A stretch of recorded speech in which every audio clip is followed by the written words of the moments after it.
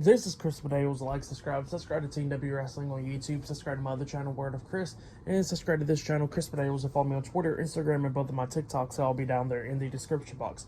And I'm here to do my AEW Dynamite August 23rd, 2023 reviews. So here we go, discussing about tonight's episode of AEW Dynamite, which is Spider Fest, and knowing that All In is this Sunday, so yeah. The last show before All In. So we kick off the show, and it was supposed to be a match. It was supposed to be the Elite versus Bullet Club Gold in a six-man tag team match. But yeah, first things first, we had Kenny Omega and the Young Bucks come walking out there, and then we had Juice Robinson and the Guns, which they was going to be facing off with Jay White, coming out there, and before Bullet Club Gold can make it into the ring, they get attacked by the Elite and stuff, and yeah, the Elite and Bullet Club Gold just going at it back and forth outside of the ring, and then eventually everybody starts going at it inside the ring as well. We see the Guns hit their tag team finish move onto Nick Jackson, the lift up flatliner onto him, and then we see Matt Jackson trying to fight them all off, hitting super kicks on everybody up until we see Jay White getting in there, hitting a Uranagi Slam onto Matt Jackson, and then he was trying to hit the Blade Runner onto Matt, but then Kenny Omega comes running in, and then he gets caught up, and he was about to get hit with the Blade Runner up until Omega fights back at him, and then, he's beating him down and all that stuff, and then we see Juice Robinson getting in there. At one point, Juice actually knocked out the referee because the referee was trying to stop it. That was like before half of this stuff went on. But yeah, we see Kenny Omega hit like the Dragon Suplex onto, I think, Colton Gunn. And then eventually Jay White gets back in there. He gets hit with the knee to the face. He slumps over the ropes. And Omega's about to hit the V-trigger onto him up until Konosuke comes running in there, hitting a clothesline, turning him inside out. And then Konosuke picks him up. But then Omega starts fighting back, hits the Dragon Suplex onto him. And then he lifts him up, trying to hit the One-Winged Angel onto him. But then Konosuke fought out of it and quickly escaped the ring. So yeah, Konosuke quickly escaped the ring, and the Young Bucks was standing there and all that stuff, and we seen FTR come out, and they was going at a Bullet Club Gold and all that stuff as well. So yeah, just so much stuff going on right there. But yeah, it looked like that match got scrapped. But then after that, we see Renee Paquette backstage, and she's having a sit-down interview with the AEW World Heavyweight Champion, MJF. MJF cutting a babyface promo, just talking about All In and everything, and then they start showing clips from over the months and stuff with Adam Cole and him facing off against each other on Dynamite in June, and then them becoming best friends and all that stuff. So they were showing clips and all that stuff, and MJF is asking the fans to be vulnerable with him and all that while he goes through this tough moment, and everybody will be rewarded by eventually. And he says that the Brits love him and all that stuff. Called him Crooked Teeth and all that, which was pretty funny, and still called Tony Khan a mark, So yeah, pretty funny stuff from MJF. But yeah, he tells everybody to pretty much go with the right for him, and he says that he'll keep a promise to him. So yeah, that's what MJF said. But yeah, pretty good stuff. And yeah, up next we're going to be kicking off with the first match of the night officially. It will be Jon Moxley versus Rey Fenix one-on-one up next on Dynamite. So yeah, I'll see you guys later. Until then. So the next thing that happened on AEW Dynamite, it was the first match of the night. It was Jon Moxley versus Rey Fenix one-on-one. This match, it was a pretty good match for like the most part. There was only had like one issue with the match, but we'll talk about that at the ending, But yeah, these two guys was throwing on a pretty good match. Like, Rey Fenix was coming close a few times. Like at one point we see Jon Moxley try to hit the Death Rider onto him when he lifted him up in the air. Rey Fenix reversed that into a inside cradle, pinning him, but John barely kicking out at two and everything, and him and Rey Fenix just going back and forth with forearms and chops and everything. Rey Fenix then finally super kicked him, and then Fenix climbs up the top turnbuckle, and then Moxley gets up there just going at it with him and everything, and then he eventually hits a avalanche Death Rider onto him, which looked pretty good. He hits on Rey Fenix. He goes for the pin. 1, 2, Rey Fenix barely kicking out at two, and as soon as he kicks out at two, Jon Moxley locks on that sleeper hold chokehold onto Rey Fenix, and he passes out. So yeah, Jon Moxley defeated Rey Fenix tonight in a one-on-one match. The issue with that match I have is that avalanche Death Rider. Not with the move getting, I was okay with the move getting performed and everything, but if the original was his finisher move, you'd be thinking like, oh, definitely the Avalanche one would definitely finish him off. And Ray Phoenix still kicks out of that, which was stupid, you know. He should have went with it and should have got the 3 count, or should have hit it and then went for the chokehold instead of going for the pin, you know. It was just, I just didn't like that part. But yeah, still really good match. And then after the match ended, we see Claudio Castagnoli and Wheeler Yuta getting in the ring. They got a crowbar and they're beating down Ray Phoenix and everything, holding him up in the air, holding him up and all that stuff. And we see Wheeler Yuta hit Ray Phoenix upside the head with a crowbar. And then we see Eddie Kingston and Penta El Zero Miedo coming running down. But then Ortiz stops them dead in their tracks, and he got that sock with them. And then Santana makes his return, and he starts going at it with Eddie Kingston and Penta with Ortiz. So yeah, Santana returns, and Santana and Ortiz are back together, and looks like they're with the Blackpool Combat Club as well. And then we see Orange Cassidy, Trent Beretta, and Chuck Taylor, best friends, come running down to try and make the save, but it was already too late because Ray Phoenix got hit upside the head with the crowbar, and then they had to put him on the stretcher and send him out to the hospital. But yep, that's what happened. Still a really good match though, and what happened after the match was good. I'll give it all 3.5 stars. That's what I'll give it. Good stuff. But yeah, I'll see you guys later until the next thing that happens on AEW Dynamite. See you guys later. Until then. So the next thing that happened on AEW Dynamite, we had contract signing. But before we talk about that contract signing, we got to talk about a few segments that happened. So we see Eddie Kingston, Penta, and all them walking with Ray Phoenix because Ray Phoenix is on the stretcher, so that everybody's putting him in the ambulance and all that stuff. Well, Renee Paquette comes up to interview Eddie Kingston, but he don't want to hear from her because she's Jon Moxley's wife, you know. So he don't want to hear from her, and he says like, go away and all that stuff. So yeah, he's pissed off about that, and he says that he's going to deal with Mox this Sunday at All In. So yeah, that's what he said. Pretty good stuff, you know. And then after that, we see a segment from earlier today where we see Renee Paquette interviewing Sammy Guevara about the Chris Jericho situation and all that stuff.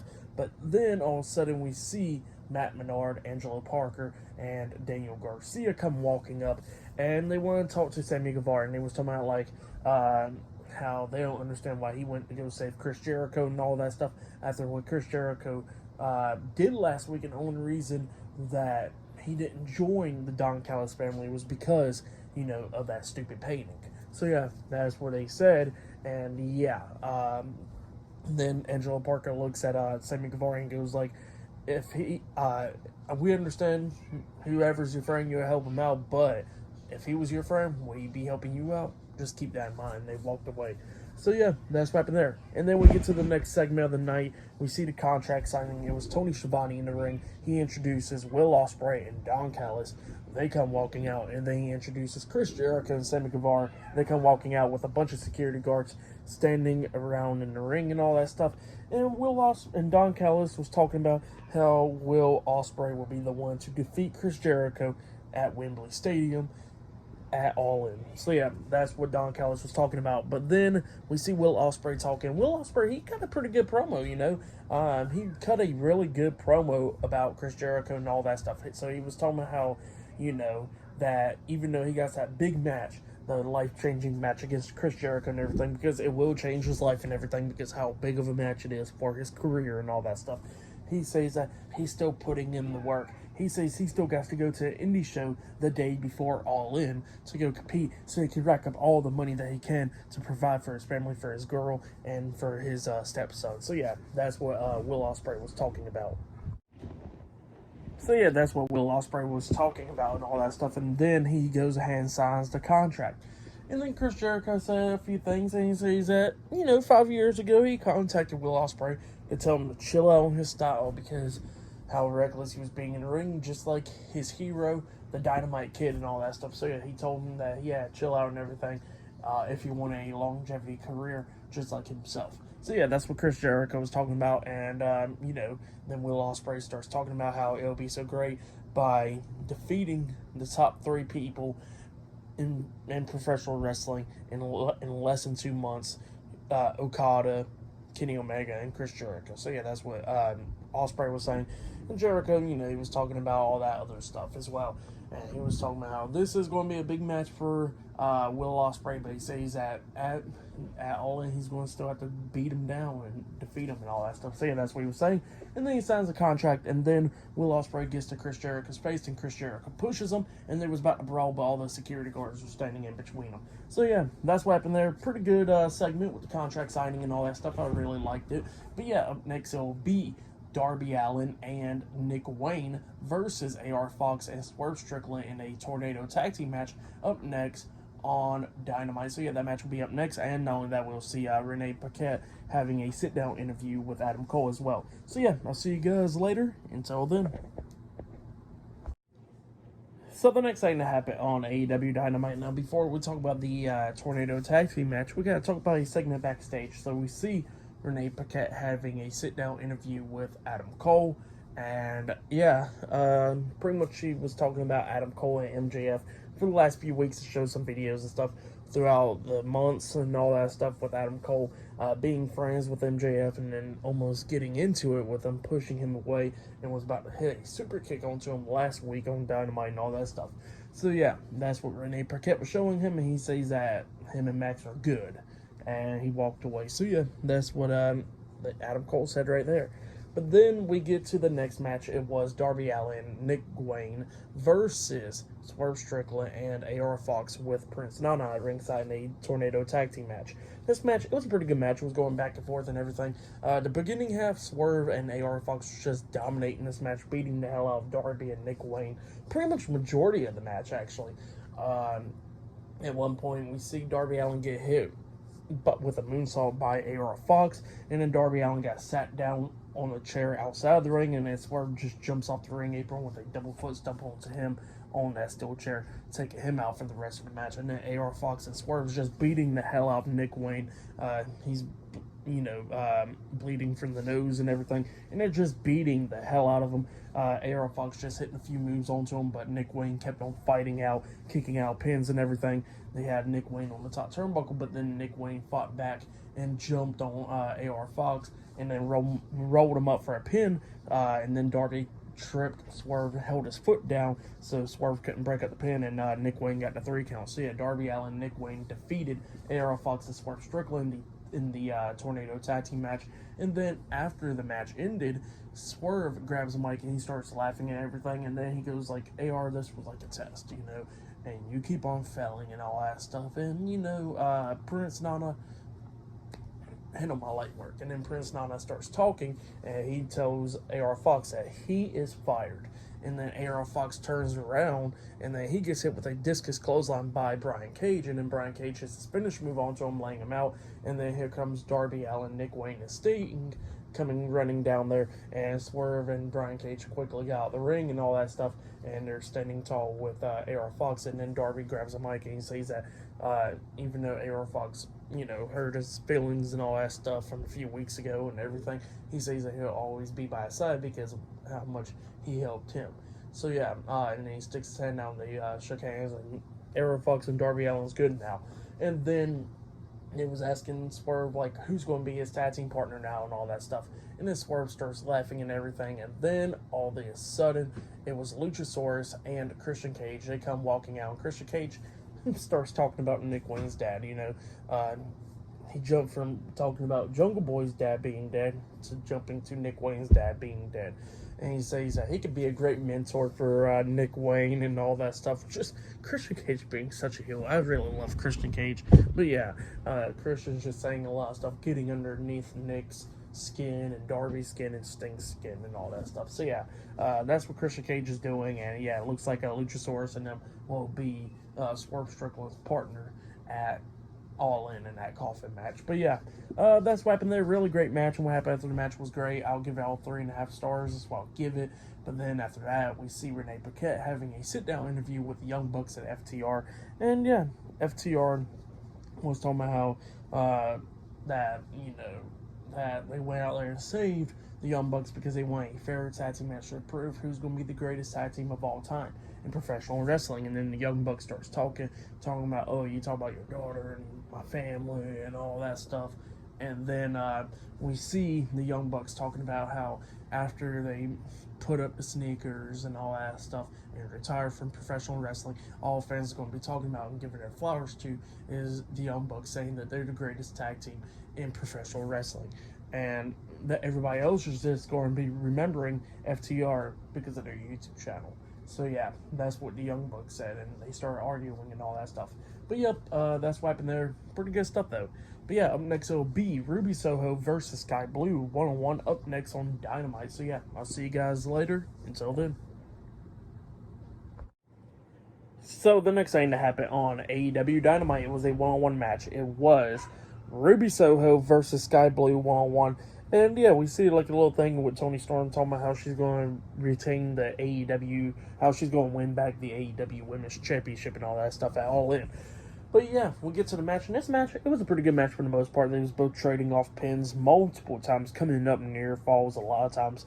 Sky Blue was trying to fight back with Ruby Soho and everything. But then at the ending, it didn't matter because then we see Ruby grabbing her by the arm and hitting that kick upside the face onto Sky Blue, pretty much laying her out. And then Ruby picks her back up, hitting Destination Unknown onto Sky Blue, and then pins her for the 1, 2, 3. So yeah, Ruby Soho defeated Sky Blue tonight in a 1-on-1 match. For that match, I'll give it 2 stars. That's why I'll give it. It was alright. But yeah, then after that, we see Renee Paquette backstage, and she is interviewing Roderick Strong and in the kingdom of Matt Taven and Mike Bennett. And yeah, she has some questions about the MJF and Adam Cole match for All In, and he says that at the end of the day, we're going to see who's the real MJF, and we're going to see who's the real Adam Cole at All In. So yeah, that's what he said. But yep, that's what happened there. But still to come, later on tonight, it'll be the main event, the Hardys versus Aussie Open for the ROH World Tag Team Championships later on tonight in the main event. But up next, we're going to be seeing the Acclaim because they're walking out to the ring right now. So yeah, I'll see you guys later. Until then. So the next thing to happen on AEW Dynamite, we see Anthony Bowens and Max Caster, the Acclaim, inside the ring, and pretty much we walked out there with no theme song and everything, all pissed off. They get into the ring and they start calling out the House of Black. They are ready for a fight. They say they don't care. They could turn off the lights and try to sneak attack them, but they're ready for a fight. So yeah, that's what they said.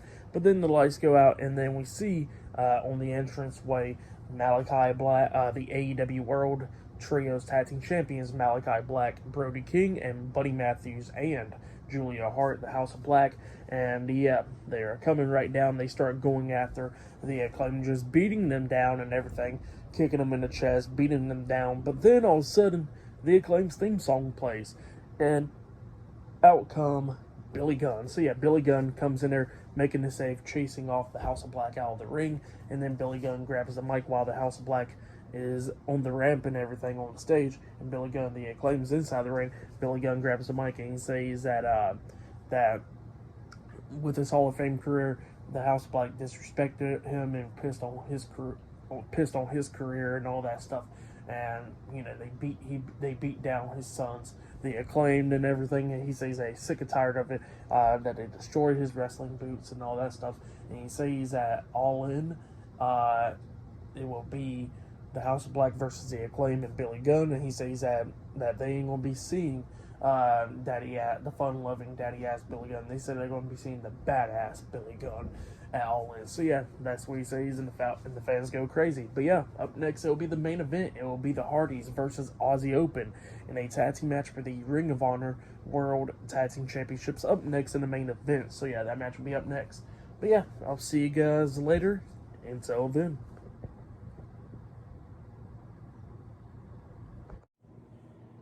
So the next thing that happened on AEW Dynamite, it was a main event. It was a tag team match. It was Matt and Jeff Hardy, the Hardys, versus Kyle Fletcher and Mark Davis, Aussie Open, for the Ring of Honor World Tag Team Championship. So yeah, Aussie Open are the ROH World Tag Team Champions in this match. In this match, it was a decent match for the most part. The Hardys was doing pretty good. At one point, we see Matt Hardy hit a superplex onto Kyle Fletcher, and then Jeff jumps off the top turnbuckle with a splash onto him while off the second turnbuckle, and he only got a 2 count out of that. But then Aussie Open starts taking control of this match, beating down the Hardys. They threw Matt Hardy out the ring. They hit a knee to the face onto Jeff, and then they hit their tag team finish where Mark Davis picks up Jeff and he throws him up in the air, and he gets hit with a cutter by Kyle Fletcher when he jumps off the second turnbuckle, and Kyle Fletcher pinned him for the 1, 2, 3. So yeah, Aussie Open defeated the Hardys tonight in a tag team match, and they have retained the Ring of Honor World Tag Team Championships. That's what happened. Pretty good match, decent match.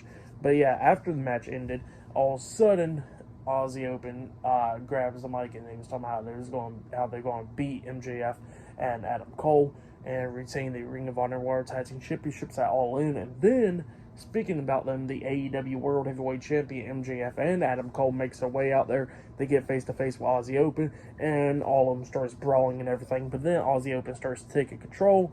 And yeah, they started beating down MJF and Adam Cole, and they was about to hit a double clothesline onto Adam Cole up until MJF jumps on Mark Davis's back, and then Adam Cole hits a big boot onto Kyle Fletcher, taking him out, and he hits a bicycle kick onto Mark Davis, and then they threw him out the ring because he was trying to hit a double clothesline onto him, but he quickly got out the ring, and it was about to hit the kangaroo kick. MJF was about to hit it onto Kyle Fletcher up until Mark Davis comes up hitting MJF upside the head, and then Adam Cole hits a super kick onto Mark Davis, knocking him off the ring apron, and he tells MJF to pick up Kyle Fletcher.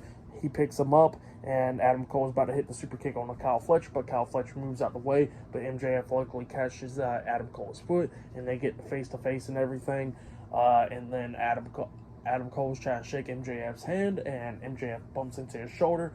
And while Adam Cole has back turned, MJF pulls out the diamond ring, puts it on his finger, but then he decides to take it back off and put it in his pocket. And then he tells Adam Cole to turn around, and then he gives him a hug, and then he holds up the AEW World Heavyweight Championship, standing face to face with him. But yeah, that's what happened there. For the match, what happened after the match, I'll give it all 2 stars. I'll give it 2.5 stars. That's what I'll give it. For match of the night, it was probably going to be probably that Tornado Tag Team match. That match was a pretty good match, and same for Jon Moxley and Rey Fenix. Other than that, tonight's Dynamite was alright, Fighter Fest. This show was way better than last week's episode. I can say that for the most part. For this week's episode, I'll give it 8 stars. That's what I'll give it. But I'll be talking about All In this Sunday, so yeah, look out for that. And AEW Collision this Saturday, and Friday Night SmackDown this Friday. So yeah, look out for all that. Like, subscribe to TW Wrestling on YouTube, subscribe to my other channel, Word of Chris, and subscribe to this channel, Chris Daniels, and follow me on Twitter, Instagram, and both of my TikToks. I'll be down there in the description box. And I'll see you guys later for this Friday's Friday Night SmackDown reviews. See you guys later. Until then.